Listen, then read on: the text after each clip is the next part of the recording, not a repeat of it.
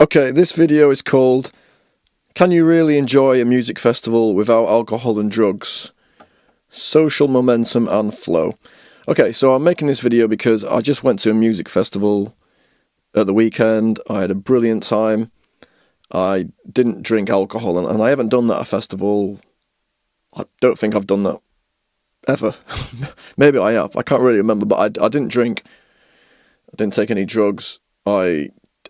Someone passed me a spliff, and I did have a bit of that, but generally, I felt like I was sober, even though I did technically have a tiny bit of a spliff. And I'm just going to give 5 sort of lessons for anyone who wants to go to a music festival or feels like they can't go to a music festival sober, because when I got back from the festival, I felt great, and I had just as good a time as I would have done back in the day, getting wasted at a festival, and I got 5 lessons for anyone going to a festival sober, a bit worried about it. Okay, so lesson number 1 is social momentum. This is a Owen Cook concept. Basically, social momentum is a very real thing. It's that when you get to a social event like a festival, in the early part of it, it's going to be a bit overwhelming and it's going to be slow and a little bit difficult. It's like a kind of it's like every interaction you see someone and it's like a bit awkward, like you go for a hug and maybe they go for a high five and it's all just a bit clumsy. And maybe when you're in the interaction, you're like, you're kind of thinking, should I end the interaction or should I keep it going longer? And then you sort of, as you're going through, you sort of see someone, you're like, oh, I should say hello. And it's quite overwhelming and almost stressful. And I think that is the reason why it's so tempting in those scenarios to drink, because you're like, oh, I just need something to sort of get rid of this anxiety, because it's this feeling that you want to be in flow, but you're not. But just be aware that at the beginning of the event, your social momentum is going to be slow, and then as the hours go by, you'll kind of get into a more of a flow, and then after hours and hours and hours, right at the end of the night, you'll be in total flow, and everyone you talk to, you'll be like whoever it is, pretty much. It'll be quite a very non-stressful interaction, and that's the way I found it anyway, even sober. It's not the alcohol that actually gets you into flow. It can kind of sort of help with the anxiety and sort of kickstart it a bit, but it's not necessary. So that's the first thing, social momentum. Number 2 is to help with social momentum, take action in terms of be in sort of movement, and don't judge the interactions, because if you want to get into a sort of social flow, you still need to sort of try to talk to people, and you can't just be like, oh, I'm going to be at this music festival, I'm going to sit in my car for 7 hours, and then when I get out of the car 7 hours later, I'm going to be in momentum. It doesn't work like that.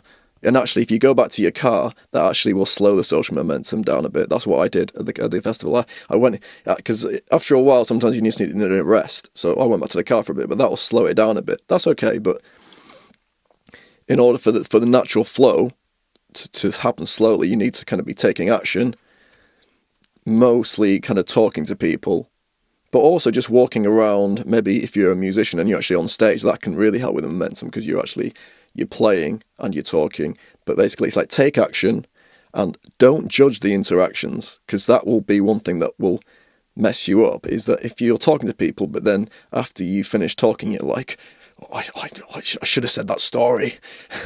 Or I should have asked him about that. If he wants to, play on my, call me another time or something. So don't judge the interactions. Take action. Don't judge the interaction. See every interaction as a win, because every interaction is a bit more getting into social momentum. Okay. Third, sort of lesson is, if necessary, use crutches like non-alcoholic lager. So I brought loads of cans and bottles of non-alcoholic lager, and recently I've been still drinking that quite a bit, because every time I get that sort of that need to drink, or especially when I sort of get, I saw people at the festival, like, drinking wine, and that instantly had this thing in my mind, was like, oh, that looks nice. That would make me feel a lot more better. And that's when I just got one of my non-alcoholic beers and like popped it open, because I think it's just in the actual action of doing it, it's some kind of trigger into your mind of getting out of the logical headspace and more into the emotional flow headspace, just by drinking a non-alcoholic lager, even though the alcohol isn't in it. So I felt those crutches helped a lot. So number 4, figure out who your tribe is and go to events where your tribe is going to be. So my tribe is the Freedom Festival people, and that's why, obviously I get on with different types of people, but one sort of tribe of mine is the Freedom Festival people. People from the freedom movement, and so going to this festival, I was just naturally going to have a better time and naturally get into flow, because the people I'm talking to, even if they're strangers, they're more likely to be on my wavelength. We're more likely to have better conversations.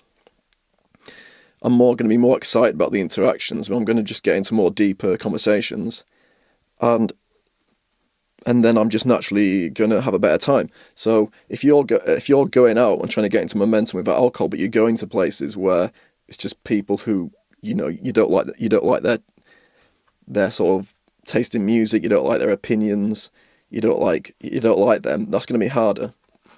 Although I still think it's good to go to places where your tribe isn't at and have a good time, because sometimes you have to do that, and I still think you can get into flow. But I'm just saying that's one thing that is easier, is to figure out who your tribe is and go to events where your tribe is.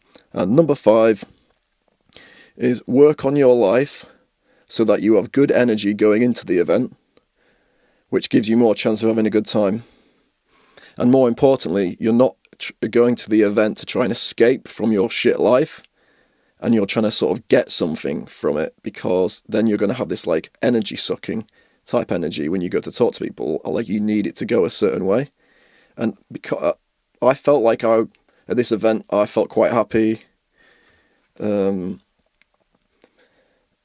my life anyway. So I was like, whatever happens, I'm not trying to get, like, I don't need this to be a 10 out of 10 experience in order to go home happy, because I'm going to go back to a life and I've got stuff to do which I'm happy doing anyway.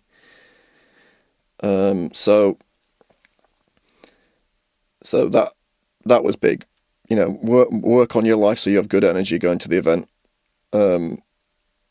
So, your energy is good when you're talking to people, and obviously that's going to get you more into that social flow. Another thing I just thought of now was that I was playing at this music festival, right? So that obviously helped with me having a good time, because then people who have seen you on stage, and then they're like, oh, I saw your set, nice. It's like a conversation starter, and it makes you feel like a bit more wanted, where you've done something of value, so you have a certain amount of value there, and therefore people are a bit warmer to you. So that is just like a final thing I just thought of then, is if you're going to a festival or just an event or any sort of social thing, if you're there in a sort of, if you can add value to that sort of tribe, then that is going to, I think, make you have a better time. All right, that's the end of it. Cheers.